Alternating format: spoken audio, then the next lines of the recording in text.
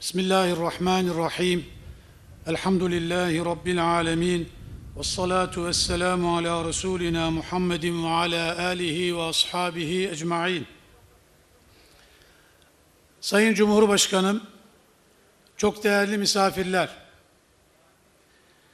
Diyanet İşleri Başkanlığı, Mushafları İnceleme ve Kıraat Kurulu Başkanlığı'nca düzenlenen 4. Uluslararası Hafızlık ve Kur'an-ı Kerim'i Güzel Okuma Yarışması ödül törenine hoş geldiniz, sefalar getirdiniz.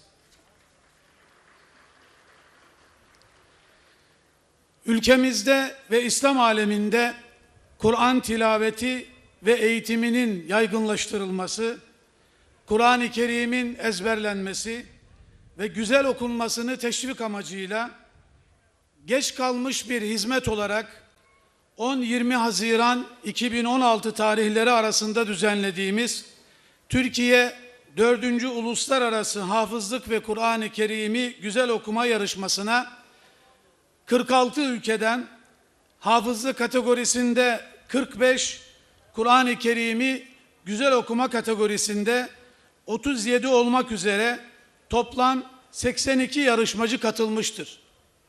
55 ülkeden davet olduğu halde bazı ülkeler mazeretleri sebebiyle katılamamışlardır. Jüri için Kur'an eğitimi ve tilaveti alanında İslam dünyasında öne çıkmış isimler davet edilmiştir. Jüride görev yapan heyeti arz etmek isterim. Hafızlık Jürisi: Hafız Osman Şahin, Türkiye; Talip Akbal, Türkiye; Abdüttevvab Muhammed Mekki Hidayetullah, Suudi Arabistan; Hasan Muhammed Hasan, Somali; Muhammed Fehd Haruf, Suriye. Kur'an-ı Kerim'i Güzel Okuma Jürisi: Doçent Doktor Mehmet Emin Maşalı, Türkiye; Osman Egin, Türkiye; Abdülkerim bin Zekeriya, Malezya; İravi Muhammed, Fas; Mahmud el-Akkavi, Lübnan. Ayrıca Şam diyarının Reisül Kurrası Şeyh Küreym Racih ile Türkiye Reisül Kurrası Ahmet Arslanlar hocamız yarışmamızın şeref konuğu olarak davet edilmişlerdir. Dün final yarışmasıyla tamamladığımız yarışma sonucunda şu ülkeler ve yarışmacılar ilk 3 dereceye girmeye hak kazanmışlardır.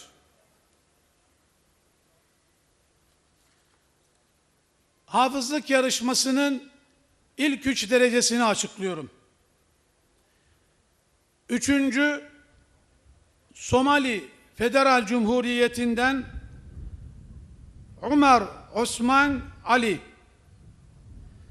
Hafızlık yarışmasının ikincisi Kazakistan Cumhuriyeti'nden Şukhan Aliyev.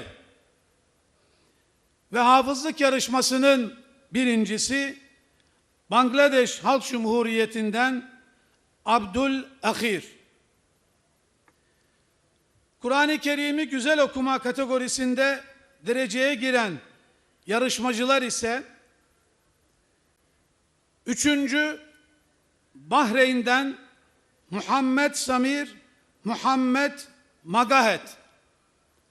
Kur'an-ı Kerim'i Güzel Okuma yarışmasının ikincisi Filipinler Cumhuriyeti'nden Münir Mamasabulot Pandita. Ve Güzel Okuma yarışmasının dünya birincisi Endonezya Cumhuriyeti'nden Zeynel Abidin.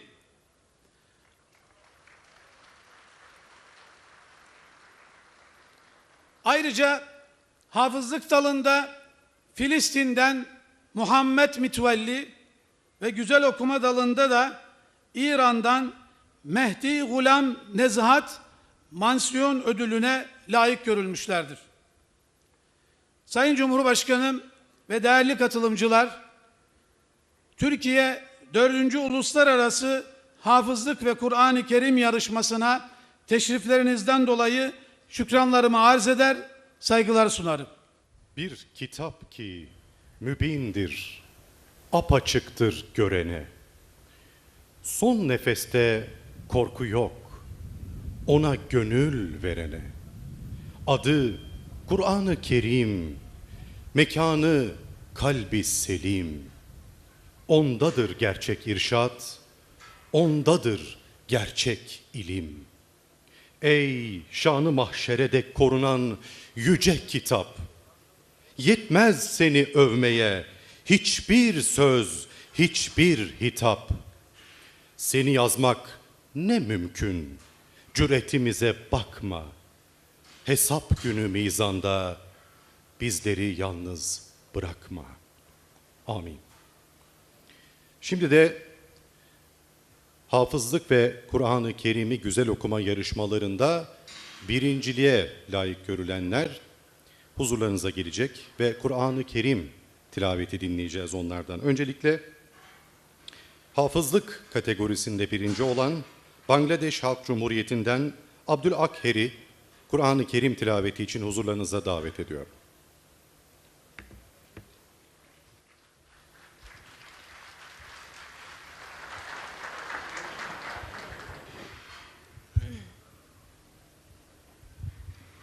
Esselamu Aleyküm ve Rahmetullahi ve Berekatuhu.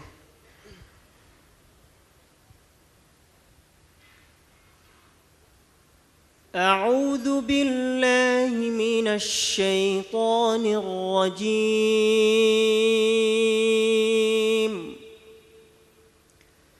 بسم الله الرحمن الرحيم.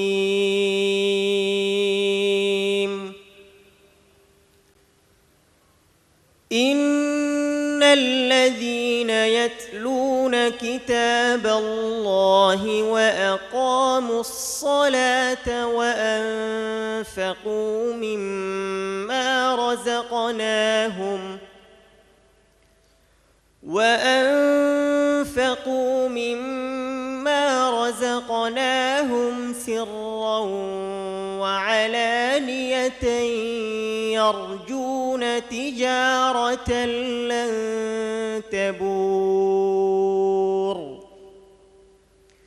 ليوفيهم أجورهم ويزيدهم من فضله إنه غفور شكور. والذي أوحينا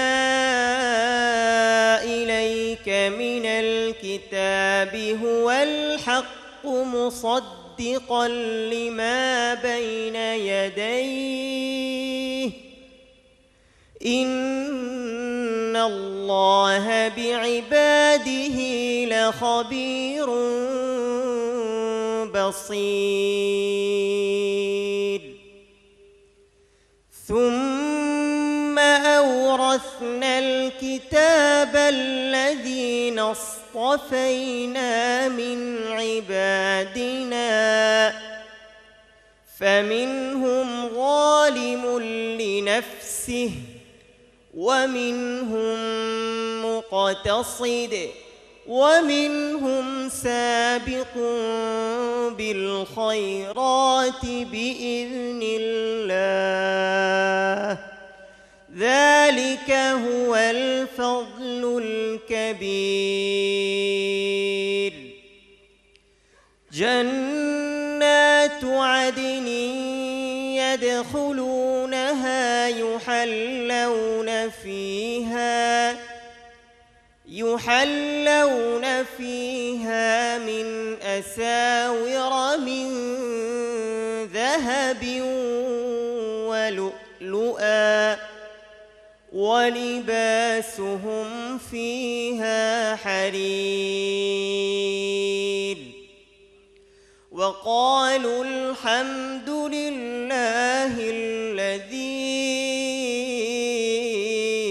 أذهب عنا الحزن إن ربنا لغفور شكور الذي أحلنا دار المقامة من فضله لا يمسنا فيها نصب ولا يمسنا فيها لغوب صدق الله العظيم. السلام عليكم ورحمة الله.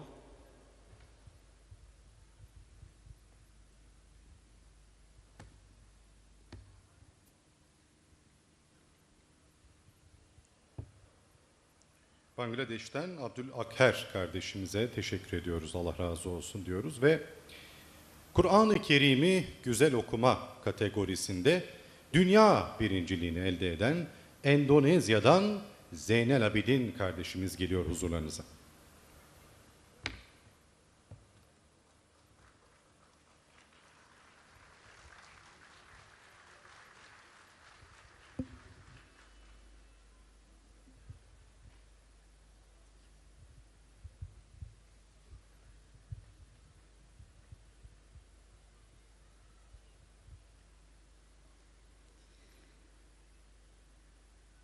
أعوذ بالله من الشيطان الرجيم.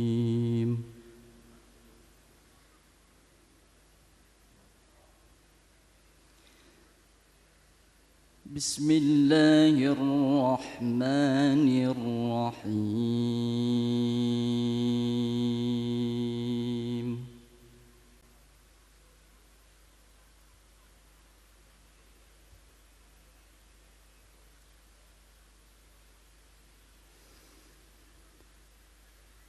إن هذا القرآن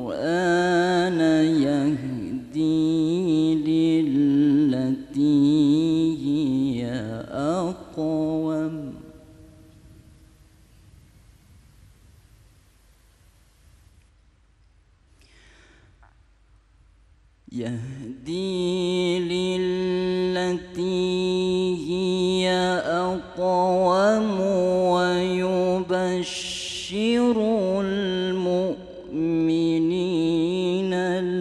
الذين يعملون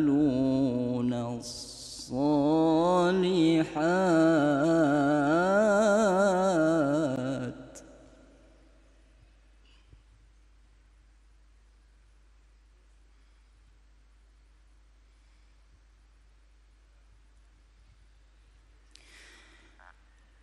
ويبشر المؤمنين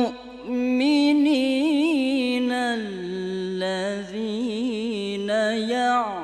يعملون الصالحات أن لهم أجرا كبيرا.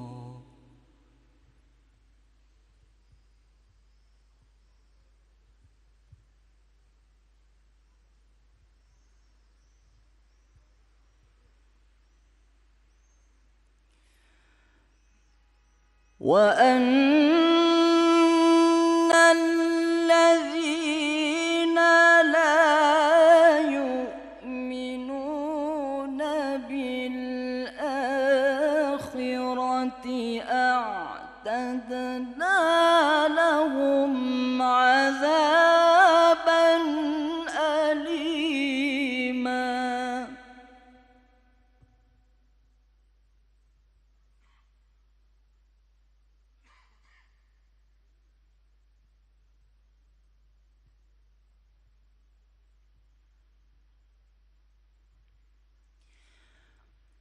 ويدعو الإنسان بالشر دعاءه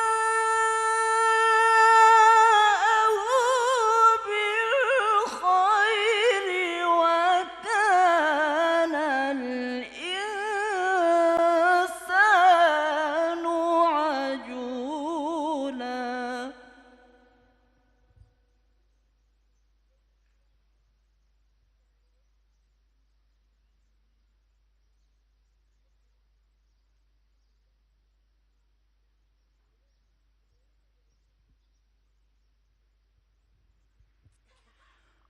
ويدع الإنسان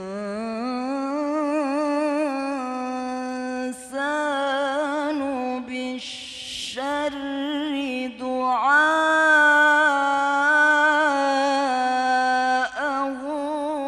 بالخير وكان الإنسان عجولا.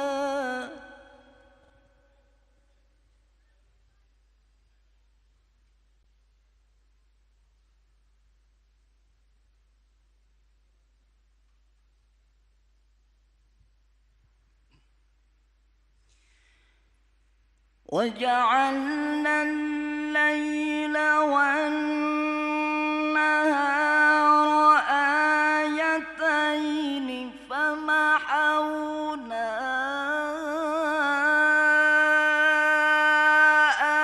آية الليل وجعلنا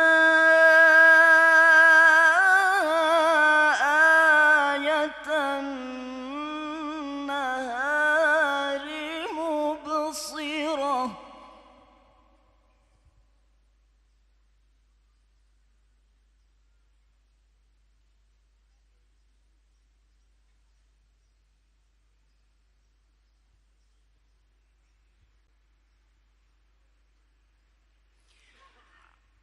مبصرة لتبتغوا فضلا من ربكم ولتعلموا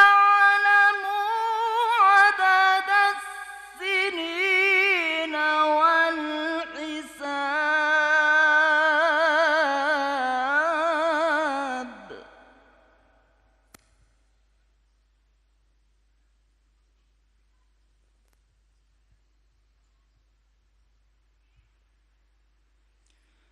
وكل شيء فصلناه تفصيلا.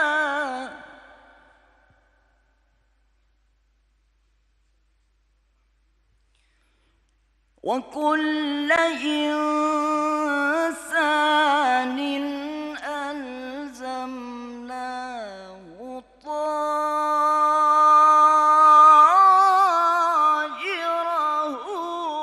في عنقه.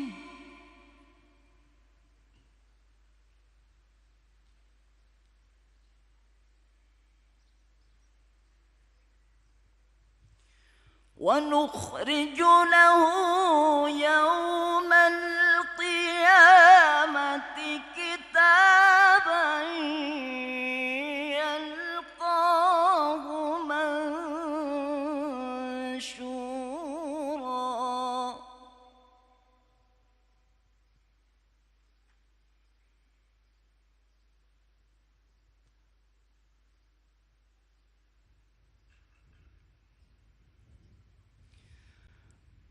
ونخرج له يوم القيامة كتابا يلقاه منشورا.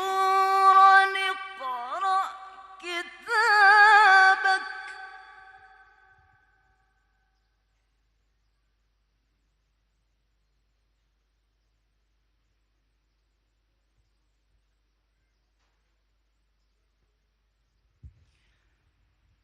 اقرأ كتابك كفى بنفسك اليوم عليك حسيبا.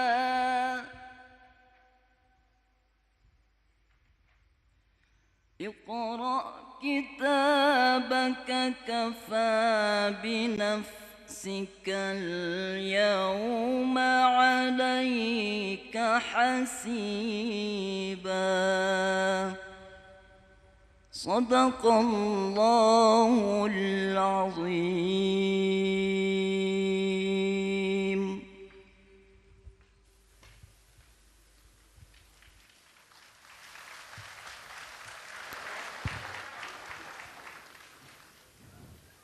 Endonezya'dan Zeynel Abidin kardeşimize teşekkür ediyoruz. Allah razı olsun. Şimdi de plaket takdimine geçiyoruz. Sayın Cumhurbaşkanım, kıymetli misafirler. Öncelikle hafızlık ve Kur'an-ı Kerim'i güzel okuma yarışmalarında 3. olan kardeşlerimizi huzurlarınıza davet edeceğim. Hafızlık kategorisinde Somali Federal Cumhuriyeti'nden Omar Osman Ali huzurlarınıza geliyor.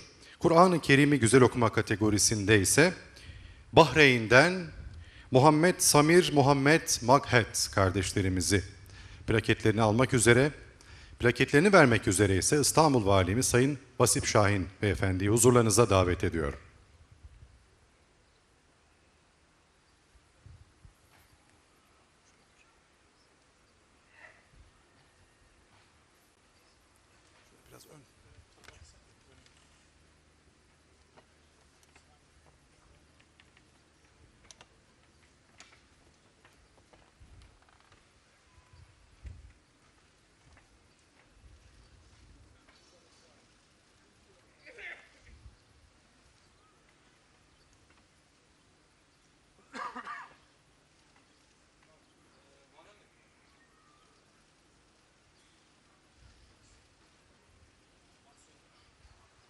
Kardeşlerimizi tebrik ediyoruz. Sayın Valimize de teşekkür ediyoruz ve yerlerinize uğurluyoruz.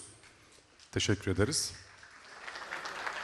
Şimdi de hafızlık kategorisinde ikincilik ödülüne layık görülen Kazakistan Cumhuriyeti'nden dost ve kardeş ülkemiz Şokhan Aliyev geliyor.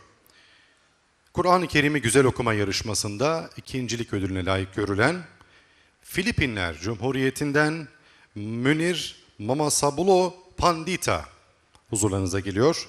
Plaketlerini takdim etmek üzere Diyanet İşleri Başkanımız Mehmet Görmez Beyefendi'yi huzurlarınıza davet ediyorum.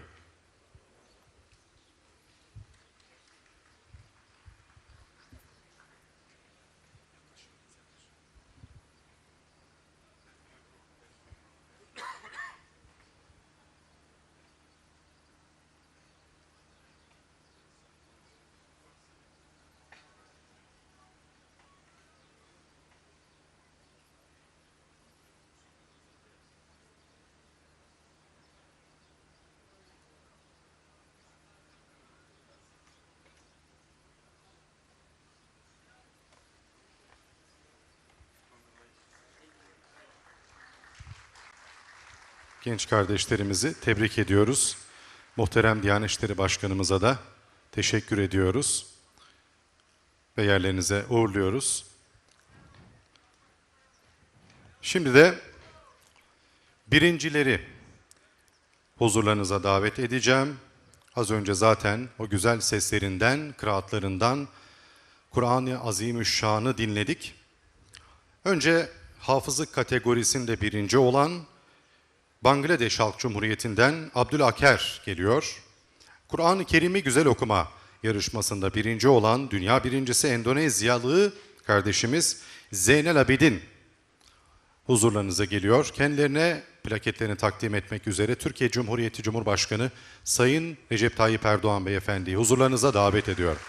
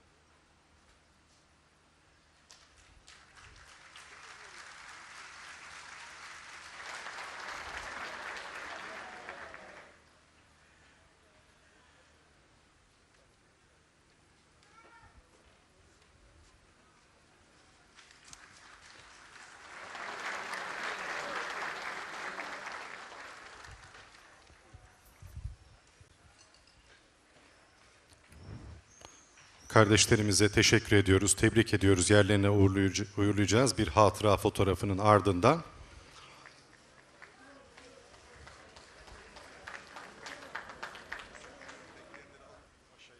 Sayın Cumhurbaşkanım, müsaadeniz olursa Reisül Kurralarımızı da huzurlarınıza davet edeyim. Gerçi Türkiye'den Ahmet Arslanlar hocamız gelemedi bugün ama Suriye'nin Reisül Kurrası Kerim Raci hocamız 93 yaşında, çok değerli bir hocamız. Sayın Cumhurbaşkanımızın elinden ona da bir plaket takdimimiz olacak.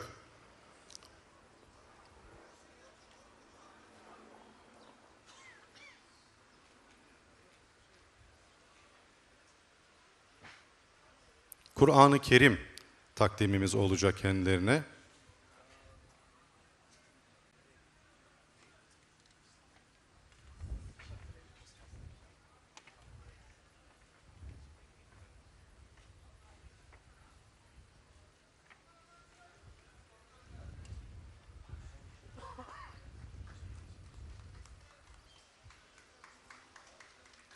Suriye'den kalkıp geldi, bu güzel yarışmada Reisül Kurralık görevini üstlendi.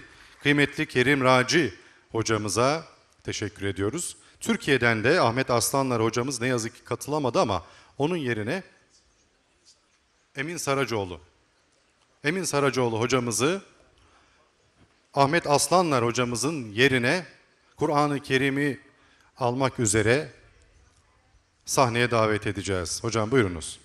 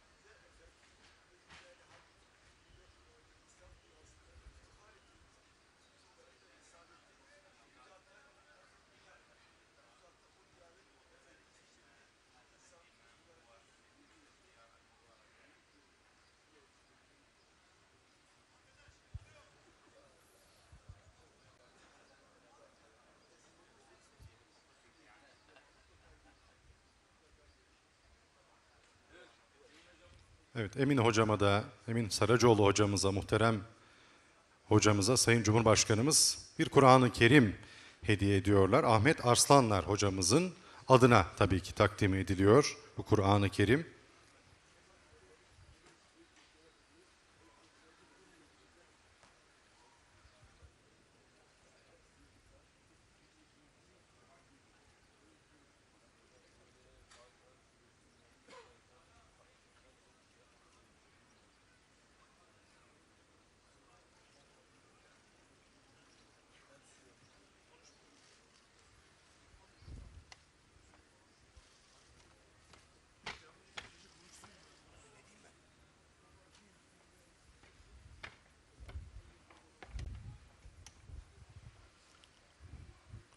Suriye'den Kerim Raci muhterem hocamıza ve Emin Saracoğlu hocamıza şükranlarımızı arz ediyoruz. Saraç hocamıza şükranlarımızı arz ediyoruz. Hürmetlerimizle, saygılarımızla onları yerlerine uğurluyoruz. Ve sözü daha fazla uzatmadan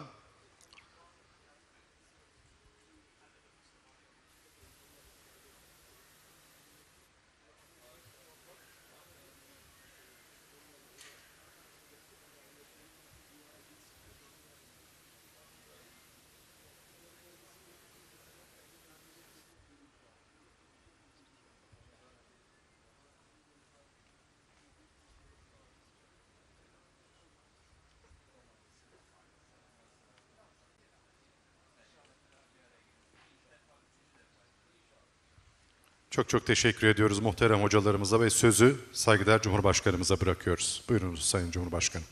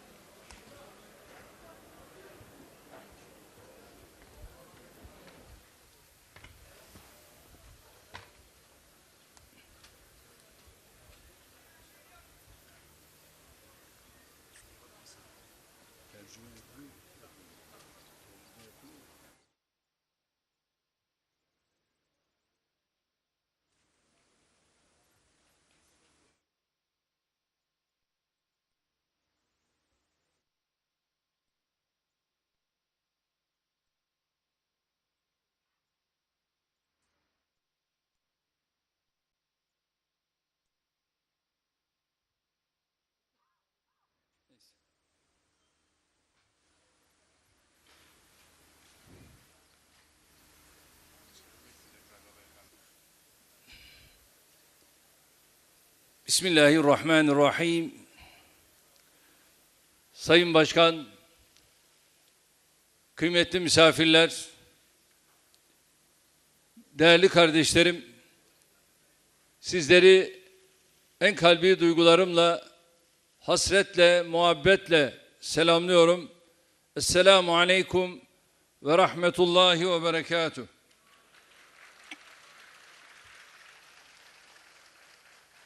Başı rahmet, ortası mağfiret, sonu ebedi azaptan kurtuluş olan mübarek Ramazan-ı Şerifinizi tebrik ediyor.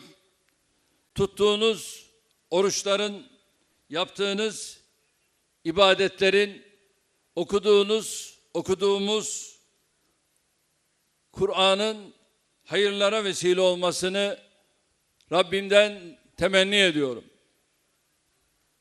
Diyanet İşleri Başkanlığı, musafları inceleme ve kıraat kurulu tarafından düzenlenen hafızlık ve Kur'an-ı Kerim'i güzel okuma yarışmasına katılan tüm kardeşlerimi tebrik ediyorum. Hafızlık ve güzel okuma kategorilerinde İlk 7'ye giren kardeşlerimi hasreten tebrik ediyorum. Malum Kur'an-ı Kerim Mekke'de inmiş, Kahire'de okunmuş, İstanbul'da en güzel şekilde yazılmıştır derler. Bu yarışma vesilesiyle görüyorum ki Kur'an-ı Kerim İstanbul'da sadece en güzel şekilde yazılmakla kalmıyor, aynı zamanda en güzel şekilde okunuyor ve Allah'ın izniyle okunmaya da devam edecek. İlk emri ikra, yani oku olan bir dinin mensuplarının işe önce kendi kitaplarını okuyarak başlamaları gerektiği açıktır.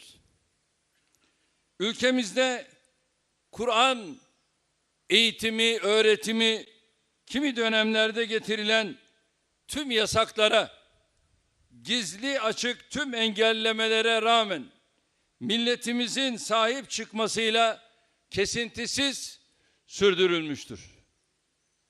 Milletimiz kendi kurduğu veya sahip çıktığı müesseseleri aracılığıyla Kur'an-ı Kerim eğitim ve öğretimini sürdürmüştür. Özellikle İmam Hatip okulları bu konuda çok önemli ve hayırlı hizmetlere imza atmıştır. Diyanet İşleri Başkanlığımız bünyesindeki kurslar, çocuklara ve yetişkinlere yönelik programlarıyla Kur'an eğitimi hususunda çok ciddi bir boşluğu dolduruyor. Şimdi inşallah tüm okullara getirdiğimiz seçmeli derslerle arzu eden tüm ailelerin evlatlarına Kur'an'ı öğrenme imkanı getirdik. Çocuklarımızı Kur'an eğitimi konusunda teşvik ederek bu imkanları en güzel şekilde değerlendirmeliyiz. Tabii Kur'an-ı Kerim'i okumak sadece harflerini telaffuz etmek demek değildir. Kur'an-ı Kerim'in lafız ve mana ile birlikte gönüllere ve zihinlere girmesi de gerekiyor. Okunan ayetlerin etkisi kalpleri sarmıyor. Kafada şimşekler çaktırmıyor. Ruhumuzda bir esinti oluşturmuyorsa orada bir eksik var demektir. Bizlere düşen görev 1400 yıldır tek bir harfi dahi değiştirilmeden muhafaza edilen bu yüce kitabımızın mesajlarını önce kendimiz içselleştirmeli, ardından da tüm dünyaya en güzel şekilde aktarmalıyız. Maalesef bugün İslam dünyasının içinde bulunduğu acı durumun gerisinde Kur'an-ı Kerim'i yeteri kadar okumamak veya okunmamasının, en azından anlaşılmamasının yattığı bir gerçek var. Ne diyor Mehmet Akif? İnmemiştir Kur'an, bunu hakkıyla bilin, ne mezarlıkta okumak ne de fal bakmak için. Evet, Kur'an-ı Kerim'i hakkıyla okumak, hakkıyla kavramak ve onunla hakkıyla amel etmek gerekiyor. Kur'an-ı Kerim'in hakkıyla ve güzel okunması, kalpleri fethetmesi bakımından çok önemlidir. Kalpleri fetholunca zihinde ister istemez düşünmeye başlar. Bu bakımdan bu yıl 4.'sü düzenlenen Uluslararası Hafızlık ve Kur'an-ı Kerim'i güzel okuma yarışmasını isabetli ve hayırlı bir hizmet olarak görüyorum. Bu yarışmanın düzenlenmesinde emeği geçenleri, başta Diyanet İşleri Başkanımız olmak üzere ve şu anda yanı başında durduğumuz Fatih Camii'nin sabık imamı Osman hocamız olmak üzere tüm heyeti gerçekten tebrik ediyorum. Jüride görev alan hocalarımızı yine aynı şekilde tebrik ediyorum. Ve 46 ayrı ülkeden yarışmaya katılan 82 yarışmacımıza bir kez daha şükranlarımı sunuyorum. Dereceye giren kardeşlerim, hepsini tekraren tebrik ediyorum. Biraz sonra açılışı yapılacak, fakat bugün yoğun programlarım sebebiyle katılamadım. İnşallah daha sonra telafi edeceğiz. Haseki Abdurrahman Gürses Eğitim Merkezi'nin de inşallah Kur'an-ı Kerim'in tedrisinde hafızlıktan okumaya varıncaya kadar çok önemli bir merkez olacağına inanıyorum. Bu vesileyle Hafız-ı Kurra merhum muhterem hocam, az da olsa biraz ben de kendisinden kıraat dersi aldım. Kendisine hem rahmet diliyorum ve geride kalan ailesine de bu noktada saygılarımı bildiriyorum. Sizlere sevgilerimi, saygılarımı sunuyor. Ramazan-ı Şerifiniz mübarek olsun diyor. Ya Rab, bizleri nasıl Ramazan-ı Şerif'e kavuşturduysan aynı şekilde Ramazan bayramına da kavuştur diye niyaz ediyorum. Rabbim birliğimizi, beraberliğimizi daim kılsın diyor. Hepinizi Allah'a emanet ediyorum.